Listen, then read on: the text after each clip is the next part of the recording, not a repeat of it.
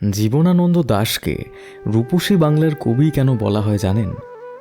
বাংলার সবুজ মাঠ, কুয়াশা ভেজা ভোর, নদীর ধারের নিস্তব্ধ বিকেল আর গ্রাম বাংলার সেই চিরচেনা পথ, এই সব কিছুকে যে কবি শব্দের মধ্যে এমনভাবে বেঁধে দিয়েছিলেন যেন আমরা চোখ বন্ধ করলেই দেখতে পাই।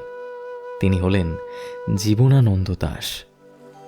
1899 সালের 17 ফেব্রুয়ারি জন্ম নেওয়া এই নিভৃতচারী কবি জীবদ্দশায় খুব বেশি আলোচনায় ছিলেন না। তিনি চুপচাপ লিখে গেছেন নিজের মতো করে। তার অনেক লেখা তখনও প্রকাশই হয়নি, কিন্তু সময়ের সঙ্গে সঙ্গে মানুষ বুঝতে পারে এই কবির শব্দের ভেতর লুকিয়ে আছে বাংলার এক অন্য রূপ, এক অন্য সৌন্দর্য। তার রূপসী বাংলা কাব্যগ্রন্থে আমরা যে বাংলাকে দেখি তা শুধু একটি দেশ নয়, এটি স্মৃতির বাংলা, স্বপ্নের বাংলা, অনুভূতির বাংলা। এখানে আছে শালিকের ডাক, ধান ক্ষেতের বাতাস, নদীর ঢেউ আর মাটির গভীর গন্ধ। তার কবিতাটির প্রতিটি লাইনে যেন বাংলার প্রকৃতি জীবন্ত হয়ে ওঠে। তাই তিনি লিখেছিলেন, আবার আসিব ফিরে থান সিঁড়িটির তীরে, এই বাংলায়। এই একটি লাইনই প্রমাণ করে বাংলা তার কাছে শুধু জন্মভূমি নয়, ছিল হৃদয়ের সবচেয়ে গভীর অনুভূতি। জীবনানন্দ দাশ আমাদের শিখিয়েছিলেন নিজের মাটির সৌন্দর্যকে নতুন চোখে দেখতে।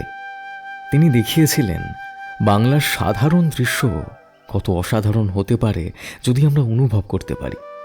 এই কারণেই আজও তাকে বলা হয় রূপসী বাংলার কবি। কারণ তিনি শুধু কবিতা লেখেননি, তিনি তার কবিতার মাধ্যমে বাংলাকে চিরকালের জন্য সুন্দর করে রেখে গেছেন। আজ তার জন্মদিনে স্মরণ করি সেই কবিকে, যিনি আমাদের শিখিয়েছেন নিজের মাটিকে ভালোবাসার নামই কবিতা। এই ভিডিওটি যদি আপনারা ইউটিউবে শুনে থাকেন তাহলে নিচে থাকা সাবস্ক্রাইব বাটনটি ক্লিক করে তার পাশে থাকা বেল আইকনটি অবশ্যই ক্লিক করবেন।